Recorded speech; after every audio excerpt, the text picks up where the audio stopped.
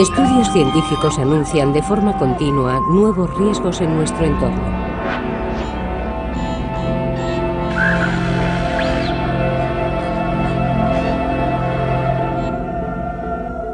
El teléfono móvil, símbolo de la comunicación permanente y sin límites, es en la actualidad sospechoso de causar daños a la salud pública.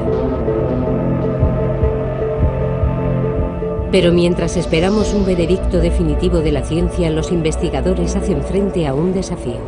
Lo que más me intriga en este momento es comprender el acoplamiento entre la onda y la materia viva. ¿Cómo interactúan entre sí? No lo sabemos. El encuentro entre las ondas y los organismos vivos hace confusa la frontera entre dos disciplinas habitualmente separadas, la física y la biología. La energía asociada a la onda es tan débil que exige un esfuerzo de imaginación. Uno se pregunta cómo tiene lugar este acoplamiento, cómo puede ser suficiente para generar respuestas. ¿Perciben realmente las células humanas las radiaciones utilizadas por las telecomunicaciones? ¿Cómo pueden perturbar una maquinaria tan precisa? Que revelan exactamente las investigaciones que han alertado a los medios. Mientras la sociedad espera la evaluación precisa del riesgo sanitario, los científicos, cada uno con su propia estrategia, investigan rodeados de ondas.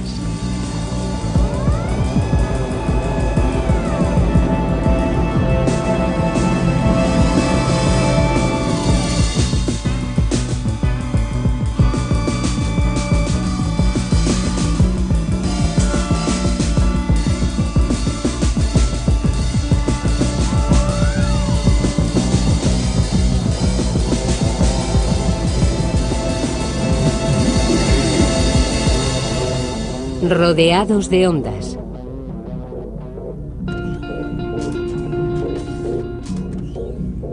La difusión industrial de los teléfonos móviles comenzó a principios de los años 90, sin un estudio previo de su impacto sanitario. Hace 35 años escribí en un artículo que pensaba que los campos electromagnéticos podían afectar al funcionamiento del cuerpo humano. Y los abogados y los científicos que trabajaban para las compañías eléctricas y las empresas de hornos microondas me llamaron de todo menos decente. No analizaron mi trabajo, no lo criticaron. Me atacaron a mí personalmente. Aquello me sacó de mis casillas. En Shreveport, Luisiana, Andrew Marino ha consagrado su vida de investigador a mostrar los efectos de las ondas electromagnéticas sobre los seres vivos, un objetivo que se fijó cuando estudiaba sus efectos terapéuticos. Al principio se trataba de entender cómo regulan el crecimiento las señales eléctricas naturales del cuerpo humano. A finales de los 60 y principios de los 70, yo estaba en un servicio de ortopedia y queríamos utilizar estas informaciones para favorecer el crecimiento óseo, en particular después de una fractura. Por razones de seguridad, antes de aplicar la energía eléctrica a los humanos, empezamos por hacer pruebas con animales. Y comprobamos que se producían sobre estos reacciones alarmantes.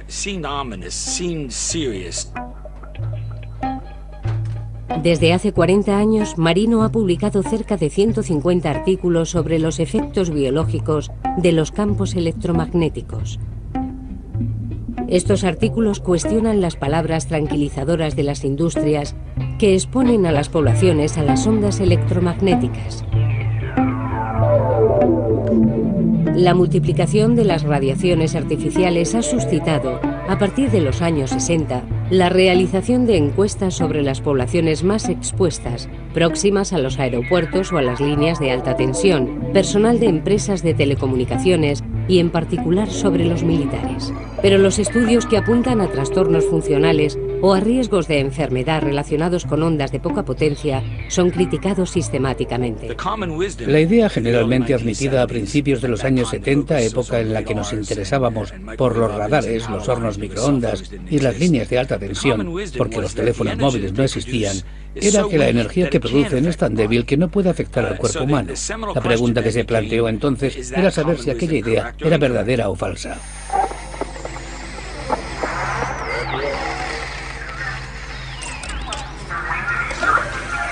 Nuestro entorno familiar nos expone a radiaciones variadas, desde los campos producidos por los aparatos eléctricos hasta la Wi-Fi.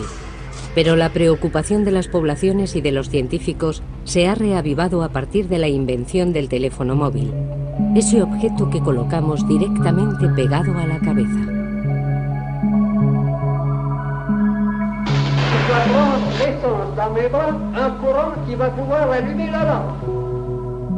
Si las ondas electromagnéticas intrigan tanto a los investigadores, es por la energía que transportan a través del espacio. Cuando se habla de ondas electromagnéticas, se trata concretamente de un flujo de fotones, es decir, de partículas portadoras de energía. Cuanto más elevada es la frecuencia de la onda, más energía posee cada fotón. Y cuantos más fotones hay, más potente es la radiación. La onda electromagnética se propaga en el vacío. Esto es misterioso y a la vez complica las cosas, porque es invisible e inodora. Y ese me parece que es todo el misterio que hay en torno a este tipo de ondas. Los diferentes tipos de ondas electromagnéticas se distinguen por su frecuencia. Todas las radiaciones que los hombres emiten para comunicar se propagan a frecuencias relativamente poco elevadas y por ello poco energéticas. Las señales de los teléfonos móviles de la familia de los microondas, entre 900 y 2000 MHz, se sitúan por debajo de las frecuencias de la luz. Se las consideraba inofensivas porque las radiaciones conocidas por su agresividad sobre la materia se sitúan en frecuencias mucho más elevadas, como los rayos X o los rayos gamma. La energía del fotón electromagnético o del fotón teléfono no es suficiente para romper las relaciones atómicas. Es decir, que las frecuencias a las que trabaja la telefonía móvil son tales que la energía del fotón asociado al radioteléfono, concepto que podríamos utilizar, es demasiado débil para romper una relación atómica. Cuando se empezaron a comercializar los primeros teléfonos móviles, los únicos efectos conocidos de las ondas microondas eran los térmicos. A una fuerte potencia, es decir, cuando se emite una gran cantidad de fotones, las microondas hacen vibrar las moléculas de agua y calientan la materia. Los hornos microondas funcionan según este principio. Los teléfonos móviles funcionan a frecuencias similares a las de los hornos, con el mismo tipo de fotones, pero a potencias 10.000 veces inferiores. La pregunta que se hicieron en primer lugar los investigadores fue saber si la energía transmitida por los teléfonos era suficiente para calentar el cerebro. El teléfono emite una potencia. Una parte de la potencia emitida servirá para la comunicación y otra parte se propagará por el cuerpo, por la mano y por la cabeza. Joe Viard es físico, empleado por un operador de telefonía móvil. El objetivo de sus investigaciones consiste en cuantificar la transferencia de energía del teléfono al cerebro para asegurarse de que el calentamiento no es posible.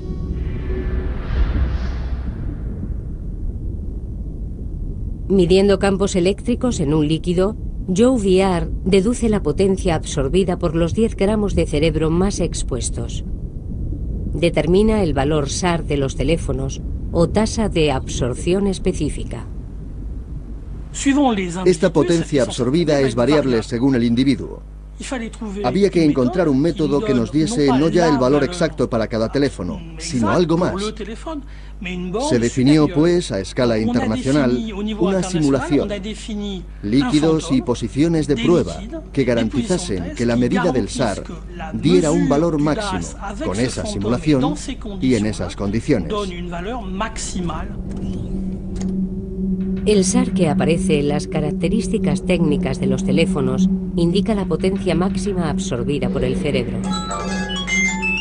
El límite legal del SAR, fijado en 2 vatios absorbidos por kilo de materia, garantiza a los usuarios que el teléfono no puede causar ningún calentamiento, contrariamente a lo que sugiere esa publicidad trucada difundida por un fabricante de orejeras.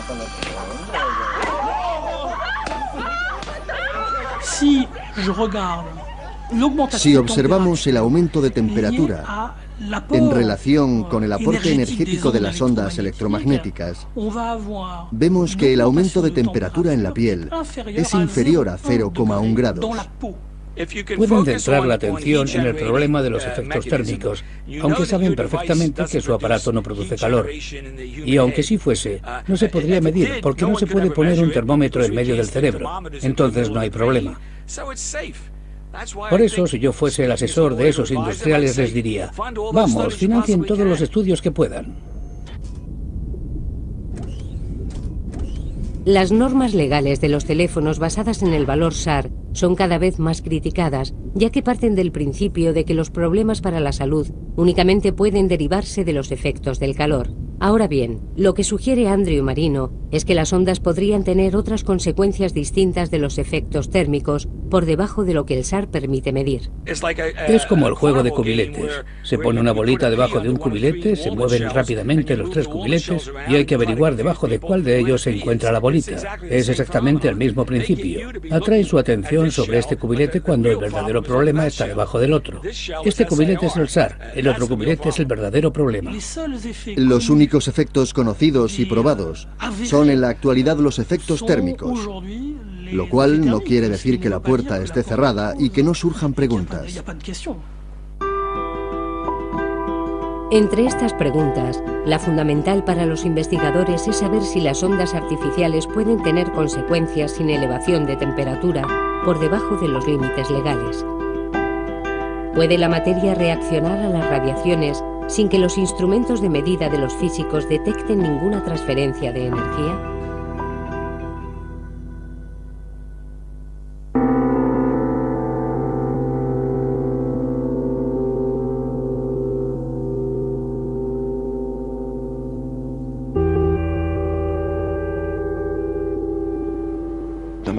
En mi investigación me intereso por el impacto de los factores medioambientales sobre la fisiología de las plantas. El caso de las plantas es especialmente interesante de considerar, porque son seres vivos especializados en la captación de radiaciones electromagnéticas, por ejemplo, la luz. Por eso nos pareció interesante ver si esta capacidad de percibir la radiación electromagnética podría extenderse a frecuencias diferentes. Los experimentos de Alain Vian sobre plantas de tomate tendrán una repercusión considerable.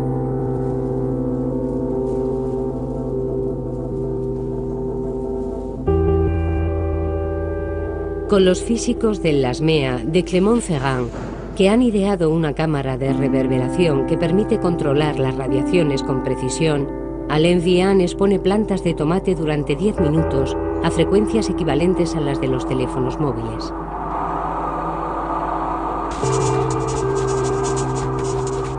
Los niveles de potencia a los que somete a las plantas se sitúan por debajo de los límites legales del SAR, con el fin de evitar todo efecto térmico.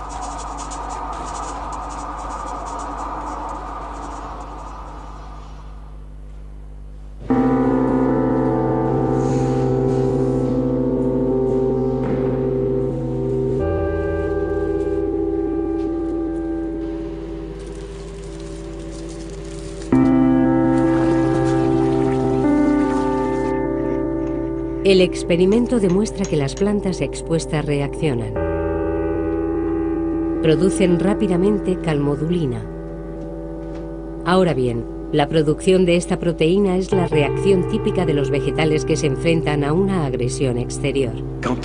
Cuando se obtienen los resultados del experimento, uno se dice, al menos es bonito, hay una respuesta. Y creo que es aún más bonito cuando nos traen una sorpresa. Recuerdo que esperábamos ver variaciones, pero no para estos puntos de cinética, y tampoco para estos valores. Y cuando hemos visto el experimento, y que vuelve a repetirse, colocamos un blindaje alrededor de las plantas y se acabó la respuesta.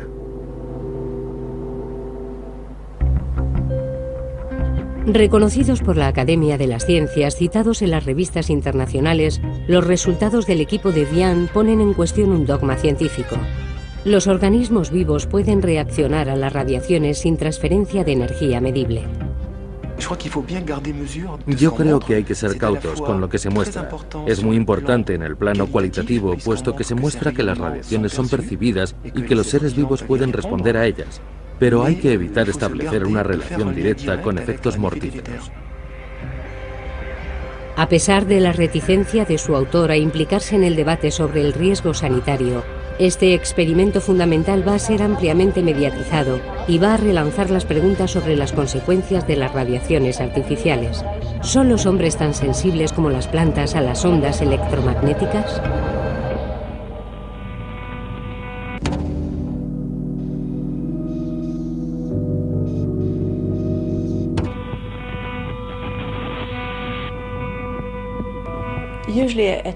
Por la noche solía ponerme enferma. Me sentía como si no pudiese respirar y estaba asustada. Me sentaba y empezaba a sentir que tenía problemas para quedarme dormida, porque tenía miedo a dejar de respirar.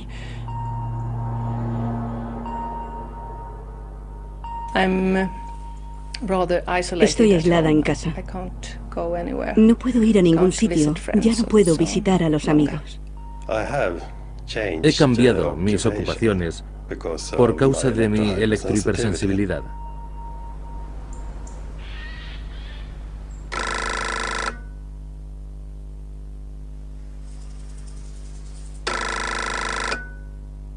En Suecia, desde los años 90, ha aumentado el número de personas que dicen estar afectadas por las radiaciones electromagnéticas. Como en el caso de las reacciones alérgicas, las afecciones que describen les obligan a protegerse, a apartarse de un mundo que se ha vuelto hostil.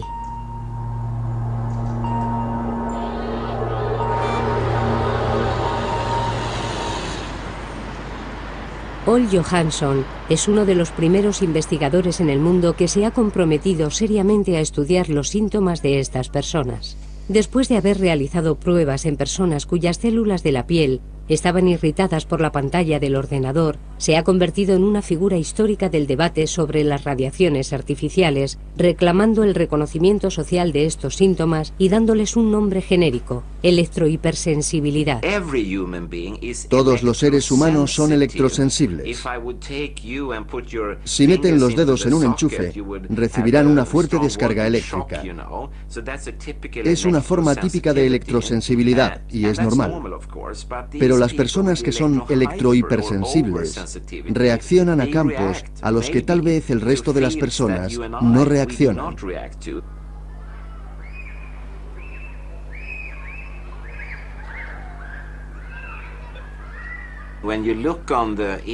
Si nos fijamos en el número de casos, hay un aumento muy claro de ellos.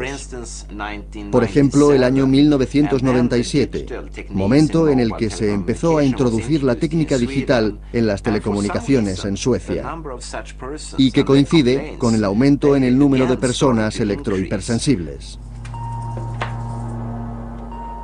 En Suecia se reconoce la electrohipersensibilidad como una minusvalía y el 2% de la población se dice afectada por ella. Pero aunque aumenta en todo el mundo el número de casos registrados, este fenómeno sigue siendo un enigma médico. Si yo supiese o pudiese imaginar lo que sucede en el cuerpo, entonces tal vez podría hacer algo. Creo que la mayoría de nosotros pensamos de esa manera. Los que se opusieron a esta teoría, los que negaron creer en ella desde el principio, decían que eso les pasaba únicamente a mujeres menopáusicas, que todo eran imaginaciones o que sufrían trastornos psicosomáticos. Pero ahora que los casos se han multiplicado, esos argumentos ya no tienen razón de ser. La electrohipersensibilidad plantea una cuestión aún no dilucidada y excita la curiosidad de los científicos. Porque hasta ahora ningún estudio de laboratorio ha demostrado claramente la relación entre la exposición y la aparición de los síntomas, enfrentando un poco más a los que sospechan que los electrohipersensibles son víctimas de una paranoia colectiva y a aquellos que les consideran como los promotores de un escándalo sanitario.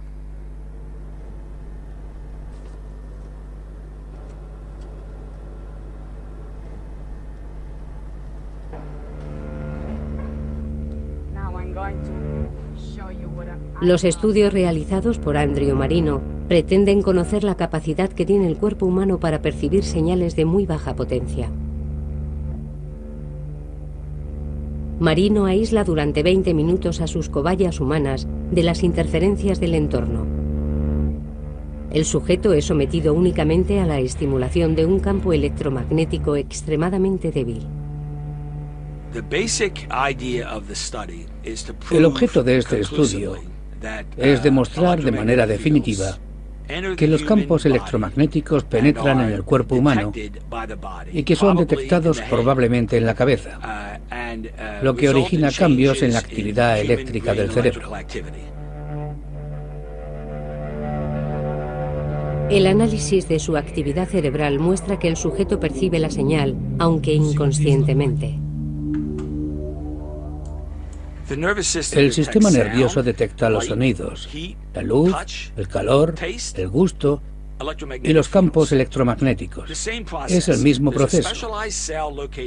En algún lugar del cuerpo hay una célula especializada que interactúa con el campo electromagnético que entra en el cuerpo y envía una señal al cerebro para indicarle la presencia de este campo en el entorno del sujeto. El cerebro reconoce que no hay ninguna información útil para él y por lo tanto ignora la señal. Pero el proceso de detectar e ignorar, pone a prueba la capacidad de adaptación del cuerpo. En otros términos, el organismo se debilita y su salud se vuelve más frágil si este proceso se repite constantemente. Según Marino, el hombre reacciona a las ondas electromagnéticas como a los demás estímulos de su entorno. Pero esta hipótesis todavía sufre la limitación de los medios de que Marino dispone para extender sus investigaciones. En esta fase, a pesar de los indicios que existen, la sensibilidad del hombre no está unánimemente reconocida por la comunidad científica.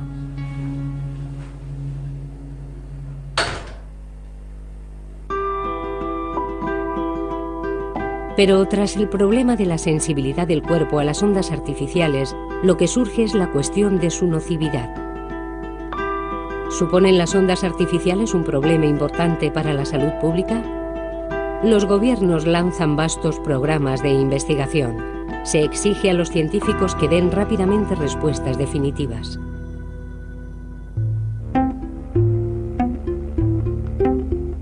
En el año 2000, la Unión Europea decidió financiar el proyecto Reflex, propuesto por la Fundación Verum de Múnich. El objetivo es observar si los teléfonos móviles provocan efectos nocivos sobre las células humanas. Fran Alcocer es el coordinador de la investigación.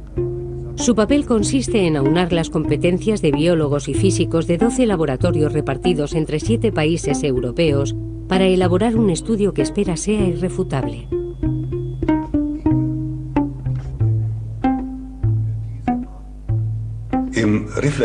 Con el proyecto Reflex hemos intentado saber si las ondas de los teléfonos móviles podían generar efectos biológicos por debajo de los límites legales.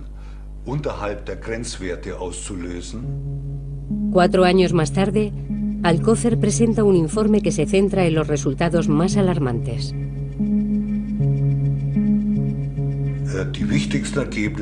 Lo esencial de los resultados se puede resumir de la siguiente forma. Los campos electromagnéticos de alta frecuencia son capaces de dañar los genes. En efecto, hemos notado rupturas de hebras de ADN, hebras simples y hebras dobles. En la mayoría de los casos, las rupturas de hebras dobles pueden ser reparadas, pero esto no es sistemático. En efecto, en un organismo vivo hay proteínas especializadas en la reparación de rupturas de hebras de ADN. Pero cuanto más importante es la ruptura, mayor es el riesgo de error en la reparación, lo que puede llevar a alteraciones cromosómicas. En general, las células que presentan una alteración cromosómica mueren. Eso es lo que ocurre en la mayoría de los casos. Pero puede suceder que una célula sobreviva, lo que desencadenaría un proceso canceroso.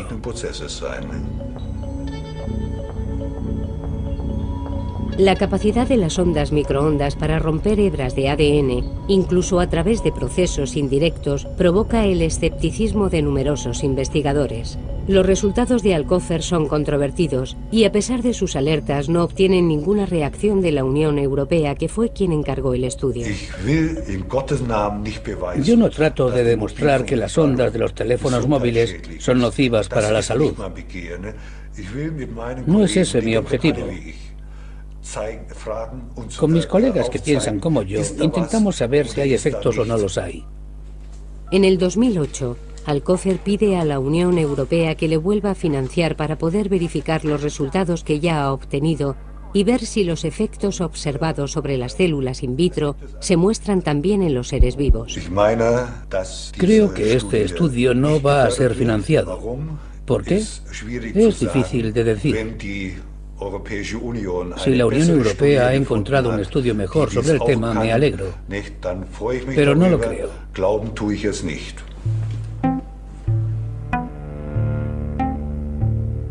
En todo el mundo se hacen experimentos con cobayas de laboratorio. Las someten a toda la panoplia de microondas y buscan la mayoría de enfermedades conocidas. Muchos encuentran efectos preocupantes, otros no encuentran nada. Pero todos concluyen prudentemente que son necesarias nuevas investigaciones. Un único estudio no es concluyente. Se necesitan un abanico de pruebas. En Burdeos, el IMS es bien conocido por rehacer los experimentos de los laboratorios que han encontrado efectos nocivos y contradecir sus resultados. Estos experimentos, financiados en parte por operadores de telefonía, están dirigidos por Isabelle Lagroge, bióloga, y Bernard Beiret, especialista en campos electromagnéticos. La mitad de los proyectos que aquí realizamos son estudios de replicación de resultados establecidos por otros. ¿Por qué insistimos tanto en la replicación? Porque si no se puede encontrar en las mismas condiciones un efecto en un laboratorio diferente, eso quiere decir que es un efecto sobre el que no se puede debatir, que no se puede tener en cuenta para la evaluación del riesgo. Algunos de los mejores ejemplos de resultados positivos replicados por nosotros son los del grupo de Salford, en Suecia, que había demostrado una permeabilización aumentada de la barrera hematoencefálica en ratas sometidas a las ondas. Y los resultados que estamos publicando, pero que ya han sido presentados en congresos, son negativos. No hemos podido replicar los resultados de Salford. En Lund, Suecia, y en paralelo con su actividad de neurólogo, Liv Salford dirige investigaciones en cerebros de ratas y más precisamente en su barrera hematoencefálica.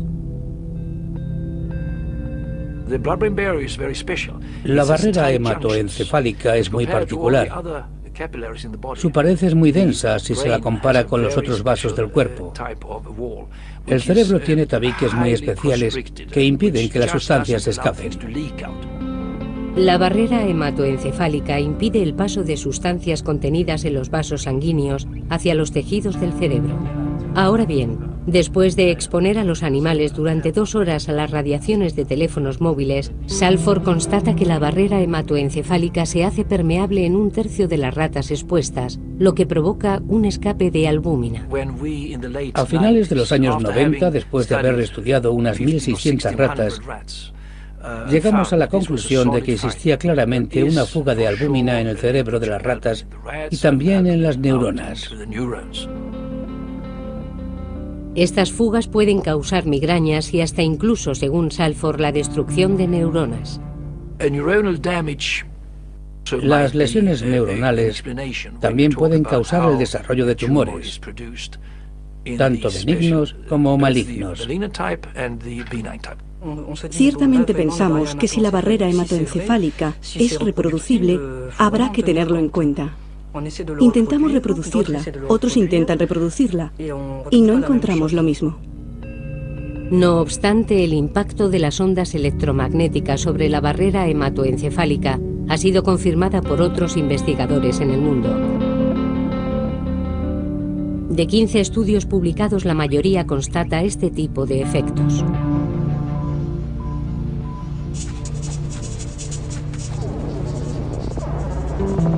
Entonces, ¿cómo explicar que estudios sobre los mismos animales buscando los mismos efectos provocados por las mismas ondas lleguen a conclusiones opuestas?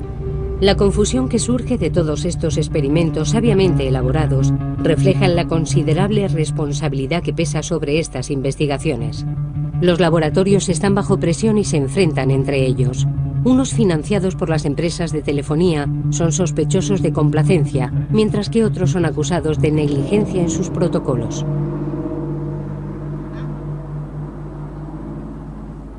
Los datos se acumulan, pero la sociedad sigue esperando un veredicto definitivo. ¿Qué conclusión puede sacarse de los miles de artículos publicados hasta hoy? A partir de la misma base de datos, las interpretaciones difieren de un investigador a otro, y la verdad científica se nos escapa. De esta confusión emerge una cuestión esencial.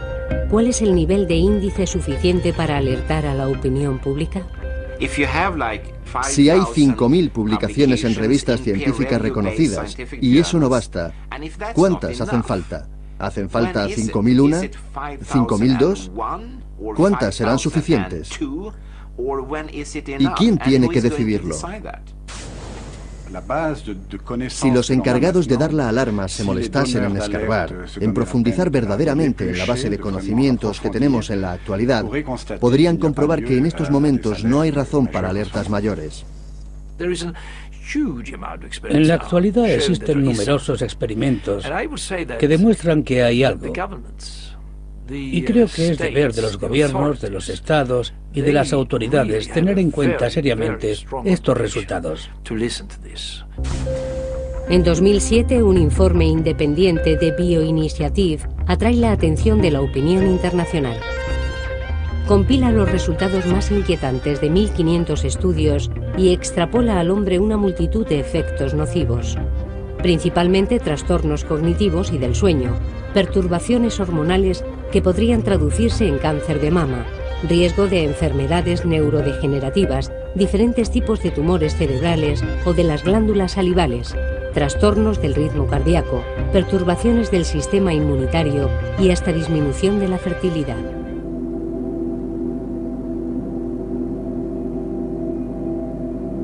Este alarmante informe fue firmado por una decena de investigadores que decidieron alertar a los poderes públicos y a los medios de un riesgo sanitario que ellos consideran importante.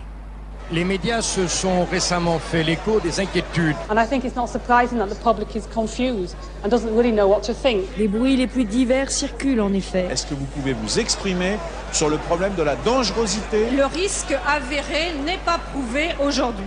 La delicada posición de los gobiernos ante un riesgo impreciso se traduce perfectamente en un concepto en boga, el principio de precaución. We really need to ensure that the precautionary approach is taken. We also need proper research centres to be set up to ensure that the real effects of this kind of non-ionizing radiation are actually properly examined by independent assessors.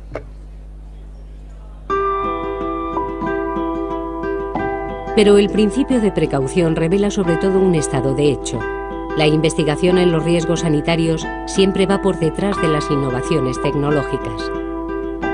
La investigación fundamental, dividida entre la urgencia de la situación y la perspectiva necesaria, trata de entender cómo pueden reaccionar las células frente a las ondas.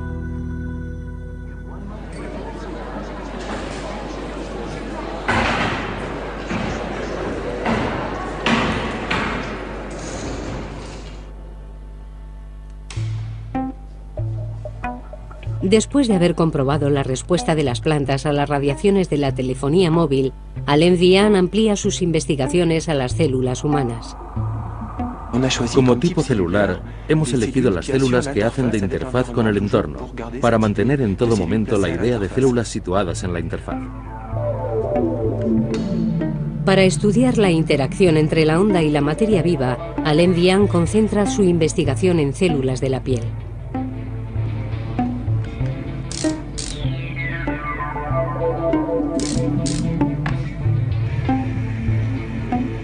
La primera etapa del experimento consiste en ver si las células expuestas desencadenan un mecanismo de adaptación como reacción a las radiaciones. Nuestras células se adaptan permanentemente a las condiciones del medio. Para ello producen proteínas, que son las obreras de la célula. Por ejemplo, cuando la temperatura que hay alrededor de la célula es muy elevada, se activa un gen específico para producir proteínas que van a templar la célula. Vian busca indicios de la producción de proteínas en las células expuestas a las microondas. ¿Son las células humanas sensibles a las ondas de los teléfonos móviles?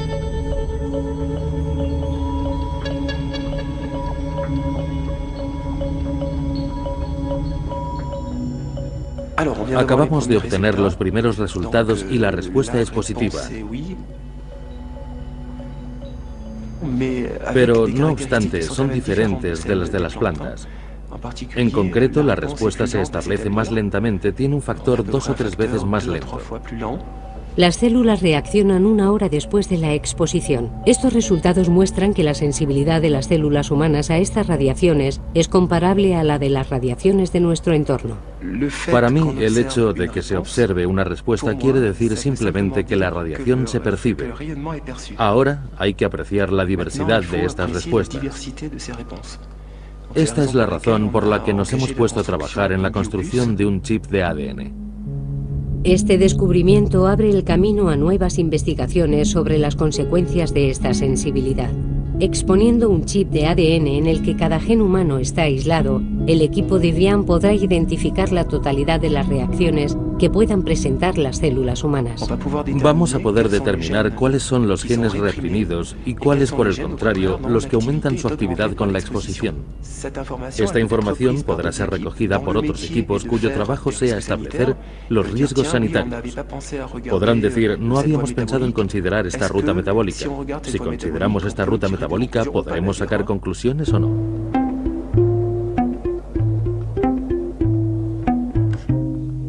Como consecuencia de estos trabajos, otros investigadores se centran en un mecanismo celular muy preciso y exploran sus consecuencias. Es el caso de un experimento mayor publicado en 2007 por Ronnie Seger. La primera pregunta era, ¿se puede detectar una reacción por debajo del umbral térmico causada por una radiación muy corta y de muy baja energía? Y la respuesta es sí.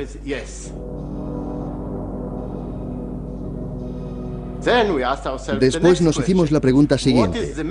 ¿Cuál es el mecanismo que permite a la célula sentir esta radiación tan débil y transmitirla a su interior?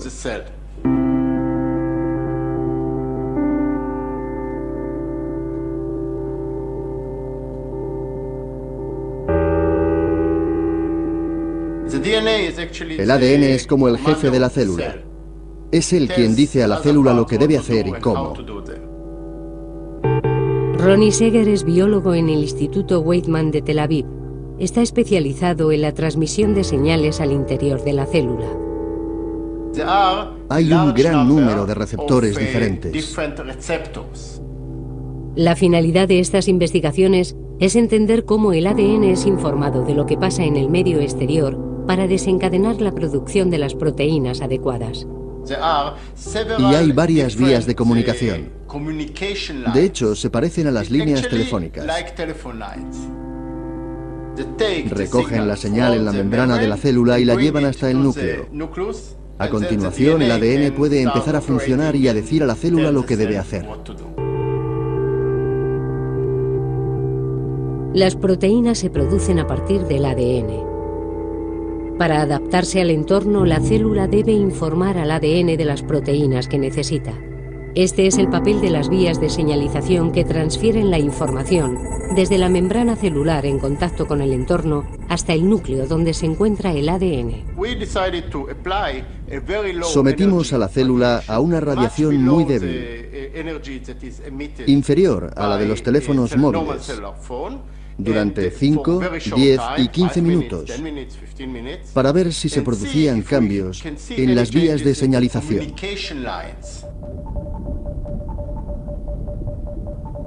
Cuando Seger somete la célula a las radiaciones, descubre la sobreactivación sistemática de una vía de señalización determinada. Hemos podido identificar la activación de esta vía, que llamamos cascada, porque se trata de una reacción en cadena. El carácter excepcional de este descubrimiento se explica por la complejidad de esta vía de señalización. Es la activación de los genes por factores de transcripción.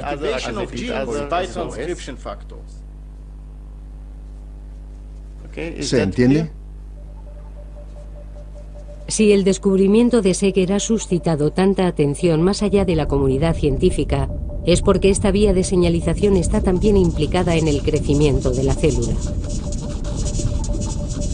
La sobreactivación de esta señal podría, pues, favorecer la proliferación de las células.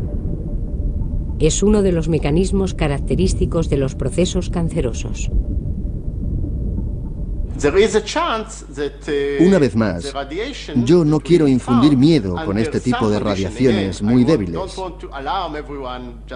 pero en ciertas condiciones es posible que favorezcan el desarrollo de algún tipo de cáncer. Las radiaciones no provocan el cáncer, pero pueden favorecerlo.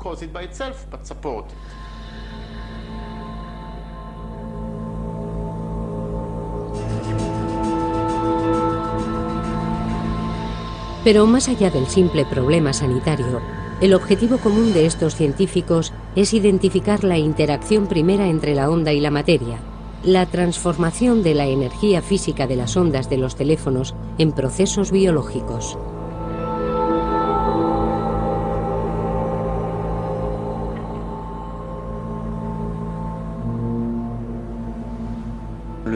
Finalmente se puede definir el mundo vivo como una entidad separada del mundo exterior por una membrana semipermeable.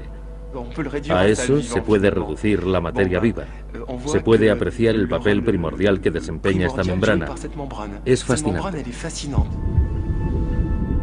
Todo gira en torno a la membrana semipermeable, la interfaz entre un mundo perturbado y el equilibrio regulado de la célula. ¿Dónde se encuentra la interfaz entre la respuesta física, la radiación y la respuesta biológica? A saber, la proteína. En algún lugar de la membrana de la célula habría una proteína capaz de detectar las ondas. Para identificarla, el equipo de marinos se inclina por el caso del Cryptopterus. Este pez, extremadamente sensible a los campos electromagnéticos, es capaz de detectar las ínfimas fluctuaciones del campo magnético terrestre. Aplicando cargas eléctricas muy débiles a la superficie de las células especializadas de este pez, Marino trata de localizar el primer receptor. En la membrana de esta célula se encuentra una proteína especializada que detecta campos muy débiles. Esperamos encontrar la misma proteína cuando la busquemos en el cerebelo humano. Es muy importante, porque si podemos identificarla, seremos capaces de encontrar soluciones a algunos de los problemas que pueden causar esas radiaciones. Seeger supone que se trata de la proteína NADH. Su hipótesis es que la distribución de las cargas eléctricas de esta proteína podría ser modificada por los campos de las microondas y causar una reacción en cadena.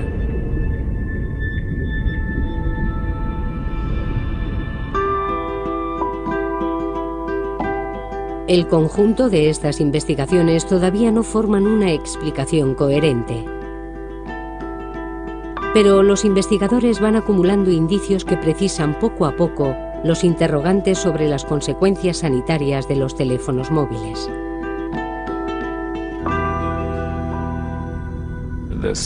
Los estudios sobre células pueden proporcionar informaciones sobre los mecanismos del cáncer. Pero para quien se interese por los riesgos de la salud, la epidemiología es lo más importante, porque se refiere directamente a los seres humanos y no a los animales ni a las células en los laboratorios.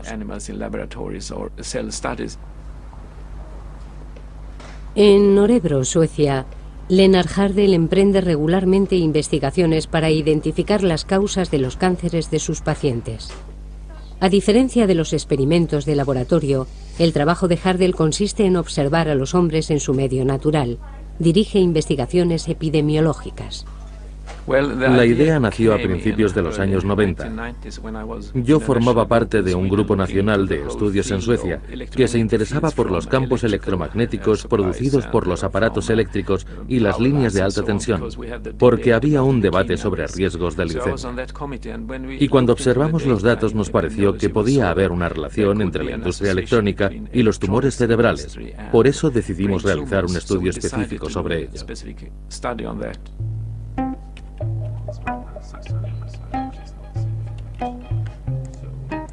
La idea de Hardell parece elemental. Se trata de formar dos grupos de personas. Un grupo afectado por la enfermedad sospechosa, el tumor cerebral, y otro grupo no afectado por ella, el grupo testigo. Comparando el tiempo de utilización del teléfono entre los dos grupos, Hardell pretende determinar si el teléfono móvil es un factor de riesgo. La dificultad principal de estos estudios consiste en recoger informaciones precisas. ¿Cuánto tiempo han hablado por teléfono estas personas durante los 10 últimos años? ¿En qué oreja colocan generalmente el teléfono? El estudio de Hardell, realizado sobre 4.000 personas, es el más comentado en el mundo. Ha sido el primero en constatar un aumento del riesgo de diferentes tipos de tumores cerebrales relacionados con el teléfono móvil. Se pone de manifiesto que después de 10 años de utilización del teléfono móvil, aumenta el riesgo de desarrollar un glioma o un neurinoma acústico. El riesgo de los neurinomas acústicos pueden llegar incluso antes de los 10 años de utilización, pero el riesgo aumenta con el tiempo de uso. Los resultados son los mismos con los teléfonos inalámbricos que utilizamos en casa o en la oficina. Sin embargo, hay que señalar que el riesgo individual es muy bajo, porque es una enfermedad que afecta a una persona de cada 10.000. O sea que aunque el riesgo fuese el doble, no sería más que 2 sobre 10.000. Pero el problema es que hoy todo el mundo está expuesto. Y así, aunque el riesgo es débil individualmente, el número de casos será importante.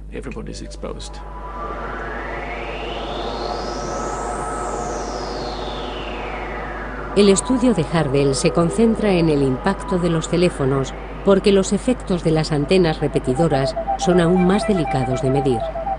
La potencia de sus radiaciones disminuye muy rápidamente con la distancia. Estas antenas nos exponen a energías mucho más débiles que un teléfono pegado a la oreja, pero de manera continua. Y hasta hoy ningún estudio ha conseguido evaluar claramente su influencia sobre la salud.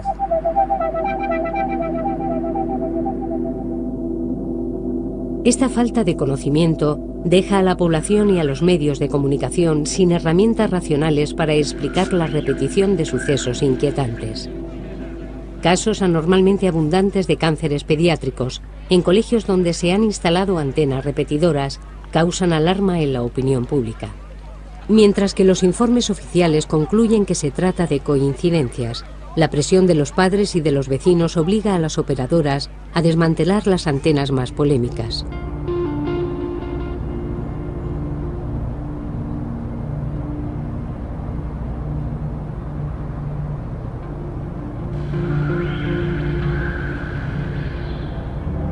Después de 15 años de investigaciones, la sensibilidad de las células humanas a las ondas de los teléfonos móviles ha quedado confirmada por numerosos estudios de laboratorio. Pero las consecuencias sobre la salud permanecen todavía en una estadística imprecisa. Si el riesgo de enfermedades graves, tales como tumores cerebrales, parece pequeño individualmente, podría resultar significativo a una escala de 3.000 millones de usuarios. En cuanto a los síntomas crónicos relacionados con la electrosensibilidad, se registran cada vez con más frecuencia, pero el impacto real de la niebla electromagnética todavía se confunde en la multitud de miedos que nos inspira nuestro entorno.